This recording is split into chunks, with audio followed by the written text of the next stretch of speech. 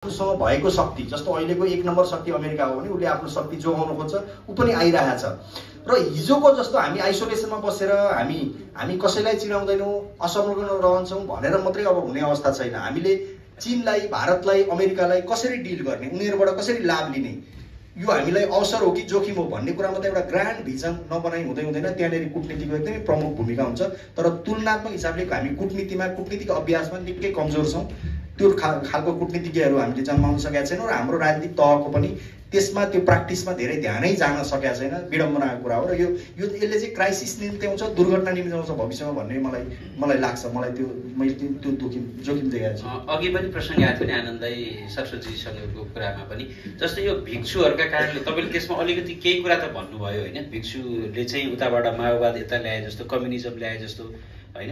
काठमाडौँ खाल्डोमा एक खालको कम्युनिस्टहरूको गढ र किल्ला जस्तै बन्यो, त्यसमा भूमिका चाहिँ भिक्षु र लासा नेवा व्यापारीहरूको रह्यो भन्ने देखिन्छ। तर मलाई चाहिँ लागेको जिज्ञासा चाहिँ कम्युनिस्ट चीनको चाहिँ जुन प्रभाव एकछत्र रूपले चाहिँ तिब्बतमाथि पर्न थाल्यो, त्यसपछि तिब्बतमा नेपालीहरूलाई चाहिँ सहज वातावरण बनेन अथवा त्यहाँबाट खेदिनु पर्यो, लखेटिनु पर्यो, हाम्रो कुनै प्रभाव रहेन नि त। भनेपछि त कम्युनिस्टको चपेटामा चाहिँ नेवा व्यापारी र भिक्षुहरू पनि परेका छन् नि त।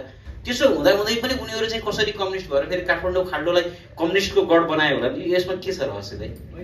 त्यो कम्युनिस्टको गढ बनाए भन्न खोजे होइन मैले, होइन त्यस्तो बनेको छ नि त। तर यसलाई कसरी ब्रोड सेन्समा तपाईँहरूले हेर्नु भने के हुन्छ भने 7औं शताब्दीमा हाम्रो भोटसँग र चीनसँग त्यति बेला दुईटा छुट्टै देश थिए। उनीहरूसँग हाम्रो एकैचोटि सम्बन्ध बढेको देखिन्छ, राजनीतिक सम्बन्ध, कूटनीतिक सम्बन्ध होइन। तर त्योभन्दा अगाडि उल्लेख भएको भिक्षु बुद्धभद्र 5औं शताब्दीमै गएका छन्। उनको बारेमा हामीले यहाँ कम थाहा होला, तर चीनमा उनी एउटा कल्टकै रूपमा होइन, धेरै ठाउँमा उनको स्ट्याचुहरू छ, स्थापित छन्, धेरै काम गरेका छन् उनले। पहिले बुद्ध धर्म चीन गएको थियो र हाम्रो कूटनीतिक सम्बन्ध त्यो पछि स्थापित भएको थियो, अथवा जनस्तरीय सम्बन्ध पहिले थियो, राजनीतिक कूटनीतिक सम्बन्ध त्यो पछि थियो। 1950 मा पनि जब 1950s मा हाम्रो फेरि कम्युनिस्ट चाइनासँग रिलेसन रिभाइभ भयो, त्यति बेला पनि जनस्तरीय सम्बन्ध पहिले भएको छ होइन। त्यो पछि मात्रै बुद्धिज्मले रिलेसनहरू पनि गाँसेका छ, अरू व्यक्तिहरूले पनि गाँसेका छन् र कूटनीतिक सम्बन्ध त्यो पछि मात्रै स्थापित भएको छ। त्यो चाहिँ एउटा इतिहासको संयोग पनि हो। र मैले के भन्न खोजा हो भने जनस्तरीय सम्बन्धको पाटोमा बढी गएको हो। सबै भिक्षुहरूले गर्दा चाहिँ वामपन्थ बढ्यो भन्ने आशय होइन। त्यो किताबलाई अलिक माइनोरिटीले हेरेर पनि बुझिहाल्छ। अहिले त्यो हो, तर काठमाडौँ खाल्डो अलि लाल किल्ला बन्यो भन्ने खालको किन बन्यो होला भन्ने। ठिक छ, अब तपाईँहरूसँगै जाउँ।